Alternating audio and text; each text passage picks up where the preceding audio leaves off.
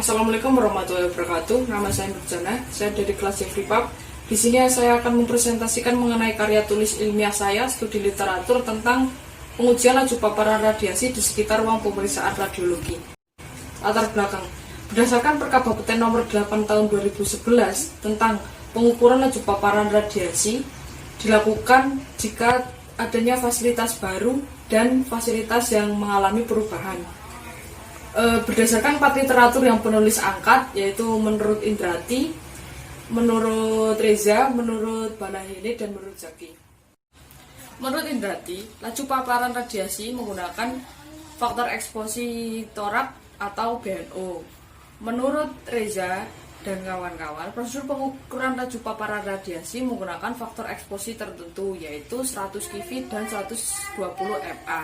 Berbeda dengan menurut Banahini dan menurut Zaki, menggunakan variasi faktor eksposi dengan faktor eksposi yang berbeda-beda mulai dari ekstremitas sampai dengan vertebrae. Rumusan masalah yang diangkat oleh penulis dalam karya tulis ilmiah studi literatur ini yaitu bagaimana prosedur pengukuran laju paparan radiasi menurut Indrati, Reza, Banahini, dan Zaki. Tujuan penelitian karya tulis ilmiah ini yaitu untuk mengetahui bagaimana prosedur pengukuran laju paparan radiasi sesuai dengan 4 literatur yang diangkat oleh penulis. Radiasi sendiri yaitu suatu cara perambatan energi dari sumber energi ke lingkungan tanpa membutuhkan perantara tertentu. Sumber radiasi ada 2, yaitu radiasi buatan dan radiasi alam. Paparan radiasi adalah penyinaran radiasi yang diterima oleh manusia baik disengaja maupun tidak disengaja. Sedangkan laju paparan radiasi adalah paparan radiasi dalam satu satuan waktu.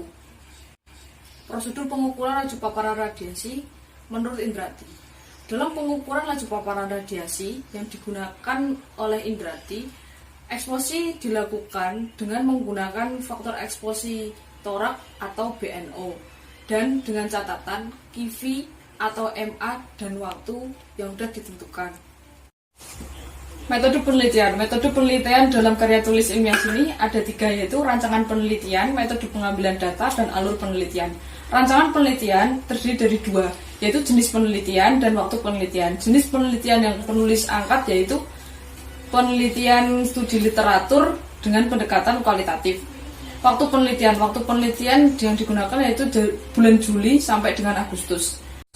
Metode pengambilan data terdiri dari kriteria literatur yang ada 3 poin, yaitu yang pertama terdiri dari 4 literatur yang diangkat oleh penulis, yaitu 1 textbook dan 3 jurnal. Yang kedua, tahun yang digunakan dalam penggunaan literatur terdiri dari tahun 2016 sampai tahun 2018. Sumber informasi yang digunakan dalam penelitian karya tulis ilmiah ini didapatkan dari Open Journal Radiology dan Jurnal Radiology of Giga, volume 20. Yang kedua, sumber informasi. Yang ketiga, pemilihan literatur. Yang keempat, pengumpulan data. Pengumpulan data digunakan untuk membedakan tiap-tiap literatur yang diambil. Alur penelitian yang digunakan mulai dari prosedur pengukuran laju paparan radiasi, adanya perbedaan di tiap-tiap prosedur, melakukan kajian pustaka tiap prosedur pengukuran laju paparan radiasi, yang kemudian dianalisis tiap prosedur, pembahasan, kesimpulan, dan saran. Pengolahan dengan cara meringkas jurnal penelitian yang sudah ditentukan sebagai literatur penelitian yang kemudian dimasukkan ke dalam tabel. Analisis data. Metode analisis data menggunakan analisis isi jurnal dengan cara membuat persamaan dan perbedaan tiap-tiap literatur yang diangkat. Hasil dimulai dari hasil seleksi artikel yang terdiri dari 4 literatur. Yang pertama tentang textbook yang diambil yaitu buku proteksi radiasi bidang radiologi dan radiodiagnostik yang ditulis oleh Indrati. Buku ini membahas tentang prosedur pengukuran laju paparan radiasi. Yang kedua, jurnal yang ditulis oleh Reza yang berjudul Perancangan Keselamatan Radiologi Pesawat Sinar X di PSTA Batan, Yogyakarta. Dalam penelitian ini Penggunaan faktor eksposi tertentu yaitu 100 keV dan 120 mA. Yang ketiga, pengukuran dosis penyebaran radiasi pada Departemen Radiologi di Rumah Sakit Pendidikan Kos of Gaha menyebutkan bahwa prosedur pengukuran paparan radiasi menggunakan faktor eksposi yang berbeda. Dan yang terakhir, analisis radiasi hambur di luar ruangan klinik radiologi (MCU) yang ditulis oleh Zaki menggunakan variasi faktor eksposi. Pembahasan. Menurut Indrati, pengujian laju paparan radiasi menggunakan faktor eksposi torak atau BNO. Cara pengukuran paparan radiasi menggunakan surveimeter. Pengukuran laju paparan radiasi di beberapa tempat atau titik tertentu, misalnya tempat operator, di balik pintu, ruang tunggu, kamar gelap, dan ruang sekitarnya. Menurut Reza, pengujian laju paparan radiasi menggunakan faktor eksposi tertentu yang sering digunakan dalam pemeriksaan radiologi. Jurnal penelitian yang dilakukan pada PSTA Batan Yogyakarta dengan spesifikasi 110 keV dan 120 mA. Faktor eksposi yang digunakan dalam penelitian ini menggunakan 100 keV dan 120 mA. Meskipun faktor eksposi tertinggi dalam pesawat PSTA Batan Yogyakarta 110 keV. Berbeda lagi dengan Banahene dan Zaki. Dalam pengujian laju paparan radiasi sekitar ruang radiologi menggunakan variasi faktor eksposi dalam penelitiannya. Jurnal yang dibuat oleh Banahene, paparan radiasi yang tersebar di beberapa area tertentu diukur dengan tegangan tinggi mulai dari 77 keV, 70 keV, 66 keV, dan 63 keV dengan intensitas 20, 6,3, dan 8,0 mAs.